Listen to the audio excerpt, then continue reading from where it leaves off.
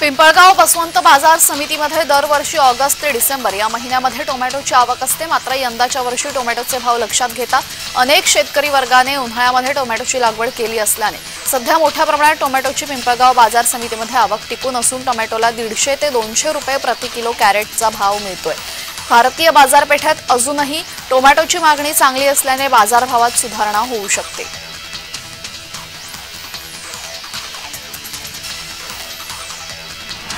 तीव्र उन्हाळ्यात चारा आणि पाणी टंचाईमुळे जिल्ह्यात दुधाच्या उत्पादनात घट झाली आहे। मार्च आणि एप्रिल महिन्यात दैनंदिन संकलन सरासरी 1 लाख लिटरने कमी झाले। जिल्ह्यात दररोज सुमारे 16 लाख लिटर दूध संकलन होतं। यापैकी 50% पिशवीबंद दुधाची विक्री होते। उर्वरित दुधाची राज्यभरात तसेच मोठ्या शहरांमध्ये निर्यात होते।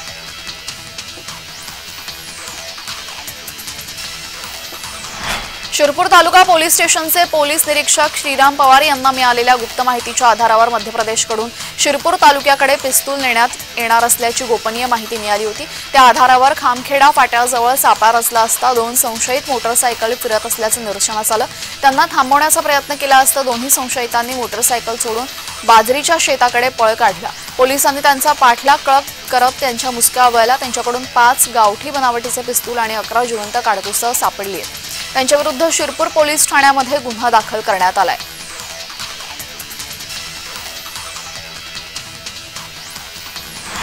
हवामान खात्याने वर्तवलेल्या अंदाजानुसार हिंगोली जिल्ह्यातील अनेक भागांमध्ये रविवारी संध्याकाळच्या सुमारास जोरदार वादळी वाऱ्यासह अवकाळी पाऊस झाला।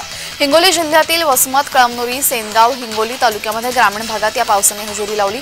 कळमनुरी शहरामध्ये रस्त्यावर वादळी वाऱ्याने झाडं उन्मळून पडली आहेत। दिवसभरामध्ये उकाड्याने त्रस्त झालेल्या नागरिकांना या पावसाने दिलासा मिळाला असला तरीही या पावसामुळे शेतातील भाजीपाला आणि फळबागायतीचं नुकसान होण्याची शक्यता आहे। त्यामुळे शेतकऱ्यांच्या चिंतेत वाढ झाली आहे।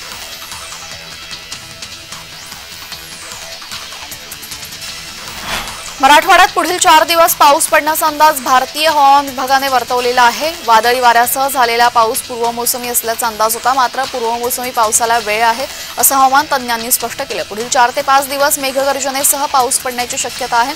अवकाळी पावसाने मराठवाड्याला झोडपलंय। या पावसामुळे जीवितहानी झाली आहे। वादळी वाऱ्यासह झालेल्या पावसामुळे पिकांचं आणि फळबागांचं नुकसान झालंय। विदर्भासह मराठवाड्यात अवकाळी पावसाने हजेरी लावली। गारपीट आणि पावसामुळे कमाल तापमान घटलंय, मात्र इतर नुकसान वाढलेलं आहे।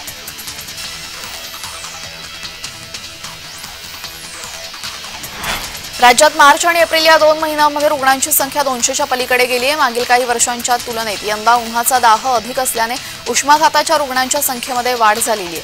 नाशिक, बुलढाणा, जालना, धुळे या जिल्ह्यांमध्ये सर्वाधिक रुग्णसंख्येची नोंद झाल्याची माहिती आहे। राज्याच्या आरोग्य विभागाने ही माहिती दिली असून राज्यात मार्च आणि एप्रिल या 2 महिन्यांमध्ये उष्माघाताच्या 205 रुग्णांची नोंद झाली आहे। नाशिक, बुलढाणा, जालना आणि धुळे या जिल्ह्यांमध्ये उष्माघाताच्या सर्वाधिक रुग्णांची नोंद आहे।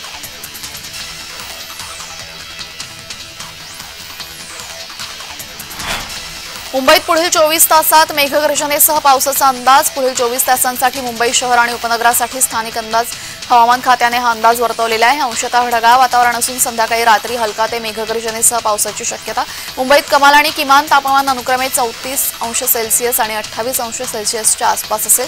मध्य महाराष्ट्र आणि मराठवाड्यातील जिल्ह्यांमध्ये अनेक ठिकाणी विजांच्या कडकडाटासह वादळ, गारपीट आणि सोसाट्याच्या वाऱ्यासह पाऊस पडण्याची शक्यता आहे, अशी माहिती हवामान खात्याने दिलेली आहे।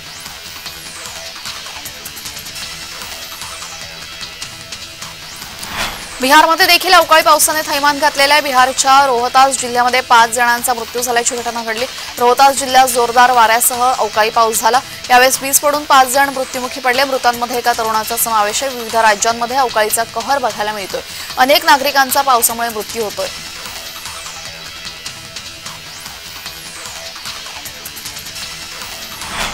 पालघर जिल्ह्यातील जव्हार, मोखाडा भागामध्ये अवकाळी पावसाला सुरुवात झाली। जव्हार भागामध्ये गारांचा पाऊस उकाड्याने हैराण झालेल्या नागरिकांना दिलासा मिळाला।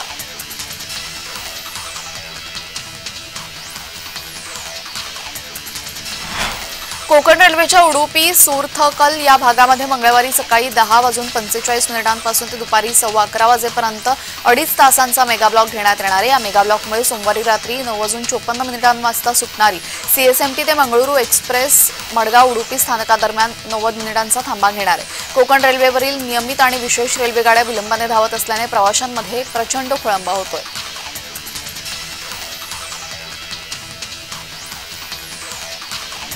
शेवटी नावाशेवा सागरी सेतूवरून धावणाऱ्या वाहनांची संख्या रोडावली असताना राज्य परिवहन महामंडळाच्या विद्युत शिवनेरी बसच्या फेऱ्यांमध्ये वाढ झाली। यापूर्वी मुंबई पुणे दरम्यान अटल सेतूवरून 6 शिवनेरी बस फेऱ्या धावत होत्या, मात्र प्रवाशांचा प्रतिसाद लक्षात घेऊन महामंडळाने बस फेऱ्यांमध्ये वाढ करण्याचा निर्णय घेतलाय।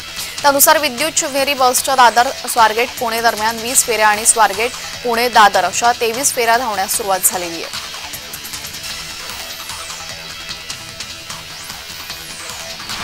उच्च न्यायालयाच्या आदेशानुसार 2024-25 या शैक्षणिक वर्षासाठी शिक्षण हक्क कायद्याअंतर्गत प्रवेश प्रक्रिया पूर्वीच्या नियमानुसार राबवली जाणार आहे। त्यासाठी संकेतस्थळावर आवश्यक बदल करण्यात येणार आहे। त्यामुळे आता पूर्वीच्याच पद्धतीने आरटी प्रवेश प्रक्रिया राबवली जाणार असल्याचं स्पष्ट झालेलं आहे।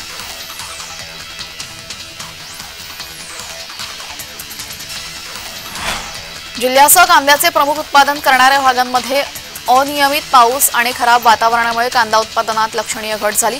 लासलगाव बाजार समितीत 2 वर्षाच्या वार्षिक उलाढालीवर नजर टाकता गतवर्षीच्या तुलनेत यंदा तब्बल 41% कांद्याची आवक घटल्याचं निदर्शनास आलेले आहे। हे एकीकडे वातावरण बदलाचे आव्हान तर दुसरीकडे देशांतर्गत पूरक कांदा पुरवठा करण्याचं केंद्राने धोरण या कात्रीत कांदा निर्यातीची कोंडी झालेली। परिणामी कांदा राजकीय दृष्ट्याही नकळत संवेदनशील बनत गेला।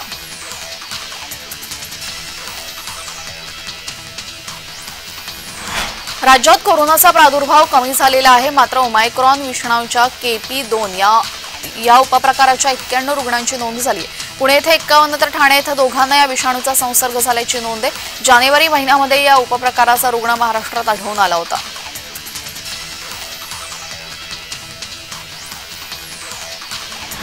संलग्न महाविद्यालयामध्ये यंदापासून पदवी अभ्यासक्रमांसाठी 60 ते 40 गुणांकन पद्धत लागू होणार आहे। BA, BCom, BSc आणि इतर सर्व पदवी अभ्यासक्रमांसाठी लेखी परीक्षा 60 गुणांची बाह्य मूल्यांकन असेल आणि 40 गुण हे सातत्यपूर्ण मूल्यमापनासाठी अंतर्गत मूल्यांकन असते।